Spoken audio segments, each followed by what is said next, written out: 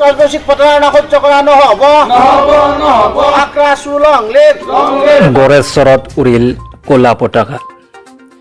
কোচ ৰাজবংশীসকলক গ শ্ৰেণীৰ নাগৰিকৰ মৰ্যাদা প্ৰদান নকৰিলে আগন্তুক দিনত তীব্ৰ আন্দোলনৰ হুংকাৰ আক্ৰাছুৰ কেন্দ্ৰীয় প্ৰচাৰ সম্পাদক শংকৰ ৰাজবংশীৰ।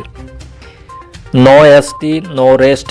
কোচ ৰাজবংশীসকলক প্ৰতাৰণা সহ্য কৰা নহ'ব। ভাৰত চৰকাৰ গো বেক শ্লোগানেৰে উত্তাল গোৰেশ্বৰ। সমগ্ৰ ৰাজ্যৰ লগতে আজি গোৰেশ্বৰতো আক্ৰাছুৱে পালন কৰে ক'লা দিৱস। উল্লেখ্য যে 1949 চনৰ 28 আগষ্টত তদানীন্তন প্ৰধানমন্ত্ৰী জৱাহৰলাল নেহেৰু, গৃহমন্ত্ৰী চৰ্দাৰ বল্লভ ভাই পেটেল আৰু কমাতাপুৰৰ শেষ ৰজা জগদীপেন্দ্ৰ নাৰায়ণৰ মাজত হোৱা এক চুক্তি মৰ্মে কোচ ৰাজবংশীসকলক গ শ্ৰেণীৰ নাগৰিক হিচাপে অন্তৰ্ভুক্ত কৰাৰ কথা আছিল। কিন্তু সেই চুক্তিখন আজি কোপতি ৰূপায়িত নোহোৱাৰ বাবে আজিৰ দিনটো কোচ ৰাজবংশীসকলে ক'লা দিৱস তথা প্ৰতাৰণা দিৱস হিচাপে পালন কৰি আহিছে।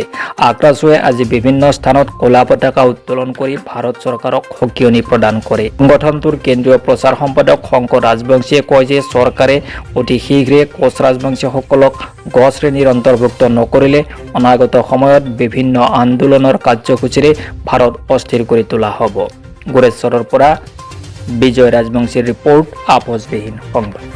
1949 চনত ভাৰতৰ সেই সময়ৰ প্ৰধানমন্ত্ৰী জৱাহৰলাল নেহেৰু আৰু গৃহমন্ত্ৰী চৰ্দাৰ বল্লভ ভাই পেটেল আৰু কমতাপুৰৰ শেষ ৰজা জগদীপেন্দ্ৰ নাৰায়ণৰ মাজত এখন চুক্তি হৈছিল যে সেই চুক্তি মৰ্মে কোচ ৰাজবংশীসকলক গ শ্ৰেণীত অন্তৰ্ভুক্ত কৰাৰ কথা আছিল। কিন্তু সেই চুক্তিখনৰ কোনো স্বাক্ষৰ ৰূপায়িত নকৰিলে, যাৰ বাবে আচলতে কোচ ৰাজবংশীসকল সদায় প্ৰতাৰিত হৈ আহিছে। আৰু এই 1949 চনৰ যিখন চুক্তি হৈছিল সেই চুক্তিখন ৰূপায়ণ নকৰাৰ বাবে আমি সদৌ কোচ ৰাজবংশী ছাত্ৰ সন্থাই আগষ্ট মাহৰ 28 তাৰিখে প্ৰতাৰণা দিৱস হিচাপে পালন কৰি আহিছোঁ। আজিৰ এই দিনটোতে 28 আগষ্ট তাৰিখে আমি প্ৰতাৰণা দিৱসৰ দিনাই আমি ক'লা পতাকা উত্তোলন কৰি সদৌ কোচ ৰাজবংশী ছাত্ৰ সন্থাই ভাৰত চৰকাৰক সকীয়াই দিব বিচাৰিছোঁ যে অনতিপলমে কোচ ৰাজবংশীসকলক গ শ্ৰেণীৰ অন্তৰ্ভুক্ত কৰক, অন্যথা কোচ ৰাজবংশীসকলে বিভিন্ন সময়ত বিভিন্ন ধৰণৰ আন্দোলনৰ কাৰ্যসূচী কৰি ভাৰত অস্থিৰ কৰি তুলিবলৈ বাধ্য হ'ম।